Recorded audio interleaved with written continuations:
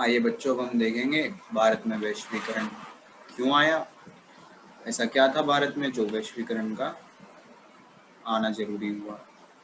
सबसे पहली चीज़ है भारत की बड़ी जनसंख्या, जिसके दो फायदे हैं। एक तो बड़ी जनसंख्या यानी बड़ा मार्केट मिलना, बहुराष्ट्रीय कंपनियां हैं, उनका सामान, उनकी वस्तुएं आसानी से बिक जाती हैं, वह उनको अच्छे दाम मिल जाते हैं। दूसरा है सस्ता श्रम, यानी कि हमारे देश का जो श्रम है वह सस्ते में काम कर देता है। इसके चलते बहुराष्ट्रीय कंपनियों का भारत में आने की इच्छा होती है। अब हम कैसे कह सकते हैं कि भारत में वैश्वीकरण हुआ है, तो आप देख सकते हैं आपकी दाहिनी ओर एक डब्बे में, पीले डब्बे में जो लिखा हुआ है वैश्वीकरण के पक्ष में तर्क। प्रत्यक्ष विदेश निवेश का प्रोत्साहन, हमारे देश में जो विदेश से पूंजी आती है देश में, उसका प्रोत्साहन किया गया और विभिन्न क्षेत्रों में आज हम बाहर की पूंजी का इस्तेमाल करते हैं, उनके निवेश को काम में लेते हैं। दूसरा है प्रौद्योगिक शक्ति में वृद्धि, हमारे देश में नई नई तकनीकों का इस्तेमाल करना और नई नई वस्तुओं का उत्पादन करना। तीसरा है नई प्रौद्योगिकी के प्रयोग में सहायक, इसका मतलब यह है कि हम नई तकनीकों का इस्तेमाल कर रहे हैं।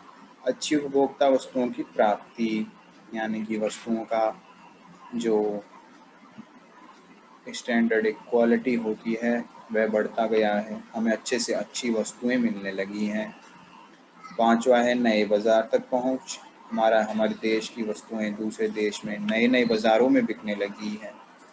उत्पादन तथा उत्पादित के स्तर को उन्नत करना, उत्पादन को बढ़ाना और उत्पादन का जो स्तर है उसको बढ़ाना। जब हम विश्व भर में हमारा सामान बेचेंगे तो हमें बड़ी मात्रा में भी सामान बनाना पड़ेगा। सातवां है बैंकिंग तथा वित्तीय क्षेत्र में सुधार, आर्थिक स्थिति देश की अच्छी मानी जाती है अगर वहाँ का बैंक यानी जो आप जानते हैं कई प्रकार के बैंक हैं हमारे देश में, जिनके कुछ उदाहरण हैं SBI बैंक, HDFC बैंक। और वित्तीय क्षेत्र यानी कि जो आर्थिक स्तर पर मदद करते हैं, उनका सुधार हुआ है। आठवां मानवीय पूंजी की क्षमता का विकास, यानी कि बच्चों क्या होता है जब बाहर की कोई कंपनी आती है वो आशा करती है कि हमारे जो देश के श्रम हैं वो उनके अनुसार काम करेंगे, जिसके लिए हमें पढ़ना पड़ता है, हमें नई चीज़ें सीखनी पड़ती हैं, जो कि हमारे लिए एक पूंजी है। अगर हमने कोई चीज़ सीखी है, हमें कुछ याद है, तो वो हमारी पूंजी है, वह हम कहीं भी इस्तेमाल कर सकते हैं खुद के लिए। तो इस तरीके से वैश्वीकरण ने भारत को बदला है। और वैश्वीकरण का बिहार पर क्या असर पड़ा है। भारत की तो बात हमने कर ली, अब बिहार की बात भी कर लेते हैं। बिहार के आर्थिक विकास के लिए अधिक पूंजी निवेश की आवश्यकता है। सबसे पहली चीज, हमें बाहर से पूंजी लानी चाहिए बिहार के विकास के लिए। पूंजी निवेश के लिए सामाजिक या आर्थिक वातावरण स्वस्थ रहना चाहिए। पूंजी लाने के लिए सामाजिक व आर्थिक वातावरण स्वस्थ रहना जरूरी है। आइए देखते हैं। सबसे पहले आर्थिक स्वस्थता क्या होती है। यदि बिहार में बिजली टाइम पर मिलेगी, पानी टाइम पर मिलेगा, सड़क अच्छी होंगी और यातायात वाहन की जो सुविधाएं हैं वो सब उपलब्ध होंगी, तो हम कह सकते हैं कि बिहार आर्थिक स्थिति में स्वस्थ है। दूसरी ओर अगर बिहार में अमन है, चैन है, जिसका अर्थ है सब शांति से रहते हैं, भाईचारे से रहते हैं, एक दूसरे की मदद करते हैं, तो हम कहेंगे बिहार सामाजिक स्तर पर स्वस्थ है। यह आर्थिक स्वस्थता और सामाजिक स्वस्थता बहुत अनिवार्य है अगर कोई पूंजी लानी है तो। क्योंकि अगर जैसे कि मैं हूँ, अगर मुझे मेरी पूंजी कहीं पर लगानी है तो मैं चाहूँगा कि वह पूंजी अच्छे से अच्छे काम में आए और उसके अच्छे से अच्छे मुझे रिटर्न मिले या पैसे वापस मिलें, जिनके लिए शांति और अमन और चैन रहना बहुत जरूरी है। मैं आपसे एक छोटी सी चीज बांटना चाहूँगा। आजकल बच्चों क्या होता है, एक देश दूसरे देश से डायरेक्ट लड़ाई नहीं करता है। हम नहीं देखते हैं कि सरहद पर गोलियां चल रही हैं या तोप चल रहे हैं। वह नया तरीका अपनाने लगे हैं, जैसे कि वह हमारे देश में हलचल पैदा करेंगे, लड़ाई दंगे करेंगे, जिससे कि हमारी सरकार का ध्यान उन लड़ाई दंगों पर जाएगा और हमारी आर्थिक स्थिति बिगड़ेगी। यानी कि हमारे यहाँ से जो बाहर की कंपनियां काम कर रही हैं वो निकल जाएंगी, या फिर हम हमारा सारा पैसा शांति को लाने के लिए लगाए रखेंगे और आर्थिक स्तर पर कोई विकास नहीं होगा। बिहार के संदर्भ में भारत के पूर्व राष्ट्रपति डॉक्टर एपीजे अब्दुल कलाम ने किसी संदर्भ में कहा था, देश की प्रगति के लिए बिहार की प्रगति का होना अनिवार्य है। बिहार पर वैश्वीकरण के सकारात्मक प्रभाव। अब वैश्वीकरण आया बिहार में, देश में हमारे, तो उसके सकारात्मक प्रभाव क्या पड़े बिहार पे। पहला है कृषि उत्पादन में वृद्धि। नई नई तकनीक आई है, नई कृषि की तकनीकों से नए उत्पादन, बड़ी मात्रा में उत्पादन होने लगा है। दूसरा है निर्यात में वृद्धि। बिहार से कई चीज़ें दूसरे देश में जाती हैं जो कि निर्यात का एक हिस्सा है। बाहर की पूंजी का देश में आना, बिहार में आना, यह एक बिहार के लिए अच्छी चीज़ है। साथ ही साथ 5वें नंबर है विश्व स्तरीय उपभोक्ता वस्तुओं की उपलब्धता। इसका अर्थ यह है कि बिहार में कुछ उत्पादन होता है तो उसके विश्व स्तर पर उपभोक्ता हैं, उसको काम लेने वाले लोग विश्व स्तर पर हैं। छठा, जो कि सबसे अहम प्रभाव है, वो है रोजगार के अवसरों में वृद्धि। हमारे देश में रोजगार की बहुत कमी है और अगर किसी राज्य में रोजगार बढ़ रहा है तो यह उस वह राज्य के लिए बहुत सौभाग्य की बात है, बहुत अच्छी बात है। सातवां है बहुराष्ट्रीय बैंक एवं बीमा कंपनियों का आगमन। बहुराष्ट्रीय कंपनियां आएंगी तो उनके बैंक भी आएंगे, उनके बीमा कंपनी भी आएंगी। इनका लाभ बिहार वासियों को भी मिलेगा, हमारे देशवासियों को भी मिलेगा। यहीं साथ ही साथ हम देख लेते हैं बिहार पर वैश्वीकरण के नकारात्मक प्रभाव क्या पड़े, नेगेटिव इम्पैक्ट क्या पड़े। ये देखिए बच्चों, पहला है कृषि एवं कृषि आधारित उद्योगों की उपेक्षा। बच्चों क्या होता है, पहले अगर कोई कंपनी नहीं आती है तो हम हमारे खेत में वह चीज़ें उगाते हैं जो हम खुद खा लेते हैं, थोड़ा बहुत उगाते हैं।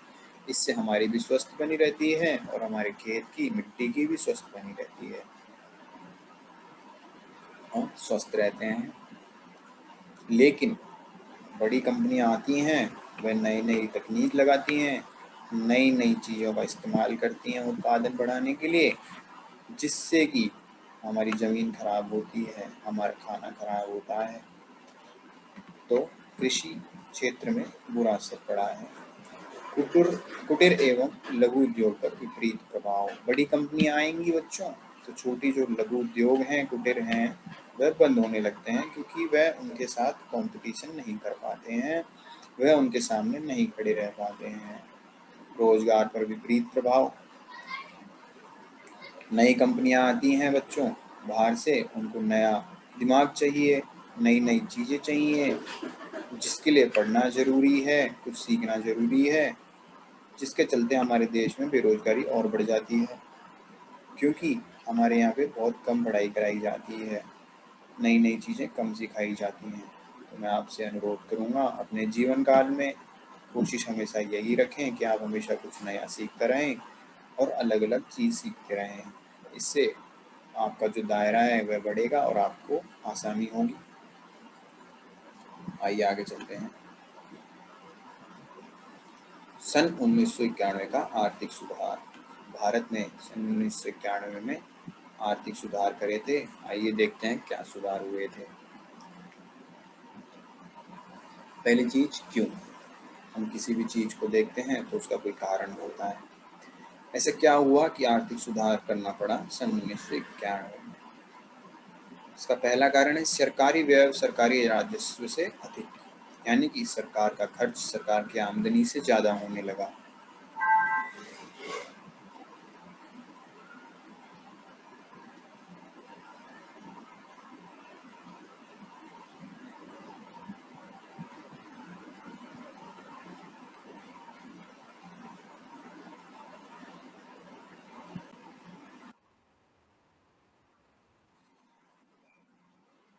सन 1991 में आर्थिक सुधार किए गए क्योंकि सरकार का व्यय सरकार राजस्व अधिक होने लगा था। ये हमने अभी बात करी, यानी कि सरकार का खर्च सरकार की आमदनी से ज़्यादा बढ़ने लगा।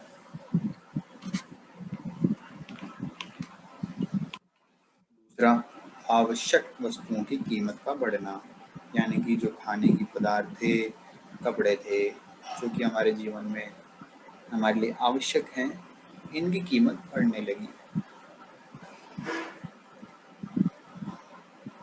तीसरा है खाड़ी युद्ध, और इसको हम इंग्लिश में गल्फ वॉर कहते हैं।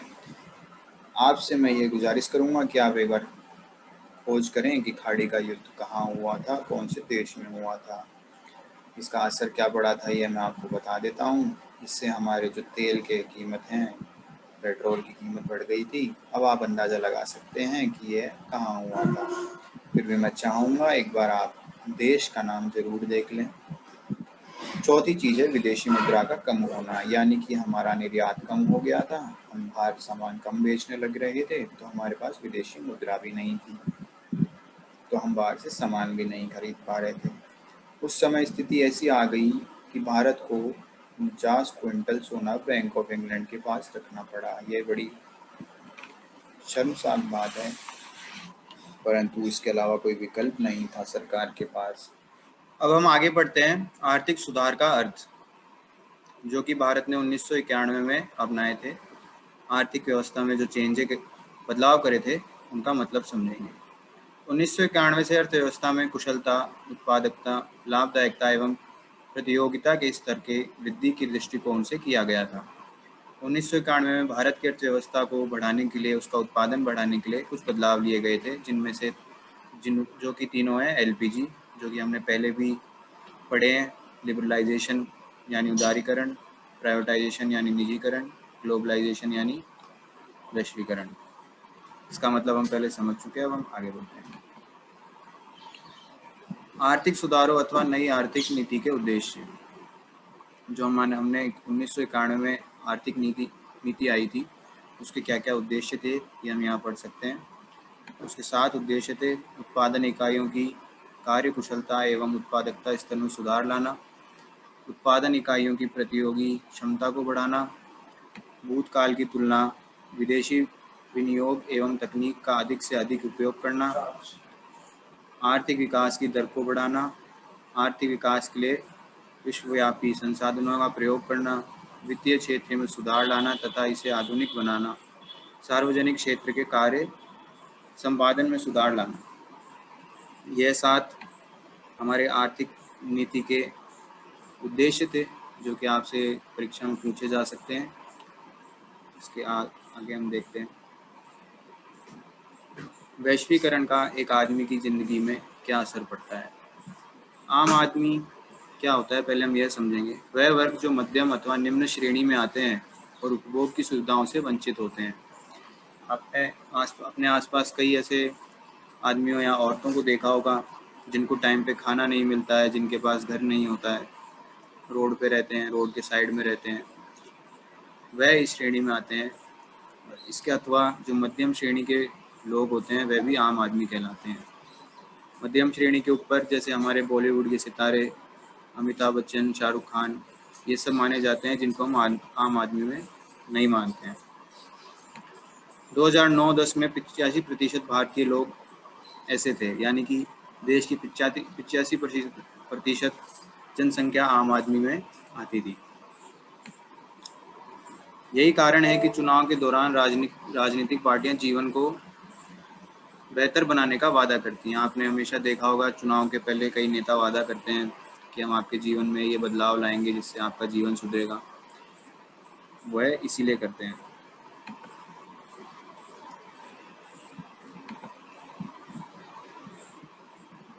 अब हमने वैश्वीकरण के सारे असर पढ़ लिए हैं। बुरा प्रभाव क्या पड़ता है समाज पे, अच्छा प्रभाव क्या पड़ता है, आम आदमी अच्छा व बुरा दोनों प्रभाव हुआ है, गरीबी, भुखमरी, यह सब वैश्वीकरण के कुछ बुरे प्रभाव हैं। तकनीकी में वृद्धि होना, पूंजी का आना, दुनिया भर से हमारे रिश्ते जुड़ना, यह उसके अच्छे प्रभाव हैं। तो अब हमें आगे क्या करना चाहिए ताकि वैश्वीकरण का और भी फ़ायदा लिया जा सके। इसमें सबसे पहले है समावेशी विकास, जिसको इंग्लिश में इंक्लूसिव डेवलपमेंट भी कहते हैं। इसका अर्थ है कि समाज के हर वर्ग को जोड़ना और वह सबका एक साथ विकास करना।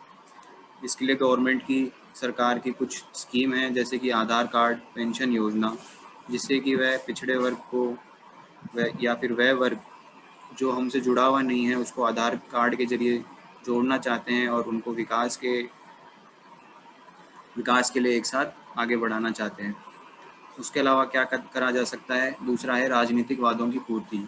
जो राजनेता हमें चुनाव से पहले वादे करते हैं उनकी समय से पूर्ति होनी चाहिए।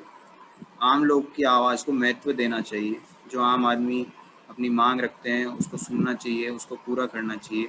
और वह हमें इसके साथ ही साथ समाज के स्तर पर हमें एक दूसरे की मदद करनी चाहिए। ऐसा नहीं होना चाहिए कि हम सिर्फ सरकार के भरोसे बैठे रहें। अगर मैं मेरे पड़ोसी की मदद नहीं करूँगा तो हम दोनों का ही विकास रुक जाएगा। तो आप सभी बच्चों को ये ध्यान रखना है कि हमें जहाँ भी मौका मिले एक दूसरे की मदद करनी चाहिए, भाईचारे के साथ रहना चाहिए। इससे सबका विकास होगा और समावेशी विकास कहलाएगा। यह कुछ प्रश्न हैं जो आपकी किताब से हैं और आपसे परीक्षा में भी पूछे जा सकते हैं। आइए हम करके देखते हैं। पहला सवाल है, नई आर्थिक नीति में किसे सम्मिलित किया गया? नई आर्थिक नीति आई थी बच्चों 1991 में, हमने पढ़ा। उसमें 3 चीज़ें आई थी। तो देखते हैं। पहला विकल्प है उदारीकरण, दूसरा है निजीकरण, तीसरा है वैश्वीकरण और चौथा लिखा हुआ है उपर्युक्त सभी। तो हम देखेंगे कि जो शुरू के 3 हैं वो तीनों के तीनों नई आर्थिक नीति में थे, तो हमारा उत्तर होगा उपर्युक्त सभी। इसके बाद दूसरा प्रश्न है, वैश्वीकरण के मुख्य अंग कितने हैं? तो बच्चों हमने वैश्वीकरण के 5 अंग पढ़े हैं। आप पीछे जाकर देख सकते हैं, पाँचों के पाँचों अंग हमने समझे हैं। तीसरा सवाल है, इनमें से कौन सी बहुराष्ट्रीय कंपनी है? बहुराष्ट्रीय कंपनियां हमने पढ़ी थी, जिनके नाम हमें किताब में मिले थे। तो हम देखेंगे Ford Motors, Samsung, Coca Cola, तीनों की तीनों बहुराष्ट्रीय कंपनियां हैं। तो इसका उत्तर भी इनमें से सभी होगा। इसी तरीके से चौथा प्रश्न है, वैश्वीकरण का अर्थ क्या है? यह हमारे पूरे जो हमने भी पढ़ा है उसके ऊपर एक प्रश्न है कि वैश्वीकरण क्या है। तो हम देखते हैं। पहला विकल्प है विदेशी पूंजी एवं विनियोग पर रोक, व्यापार पूंजी तकनीक हस्तांतरण, सूचना प्रवाह द्वारा देश की अर्थव्यवस्था का विश्व अर्थव्यवस्था के साथ समन्वय, सरकारीकरण की प्रक्रिया को बढ़ाना, इनमें से कोई नहीं। तो बच्चों इनमें से दूसरा जो विकल्प है वह एकदम वैश्वीकरण की परिभाषा को दिखलाता है। पहली जो लिखी हुई है विदेशी पूंजी एवं विनियोग पर रोक, जबकि हमने वैश्वीकरण में पढ़ा है कि विदेशी पूंजी को बढ़ाया जाता है, रोक नहीं लगाई जाती है। तीसरे विकल्प में लिखा हुआ है सरकारीकरण की प्रक्रिया को बढ़ाना, लेकिन हमने देखा था निजीकरण को बढ़ावा दिया जाता है वैश्वीकरण में। इसलिए हमारा उत्तर ख होगा। इसी के साथ हमारा वैश्वीकरण का पाठ पूरा होता है और यह वीडियो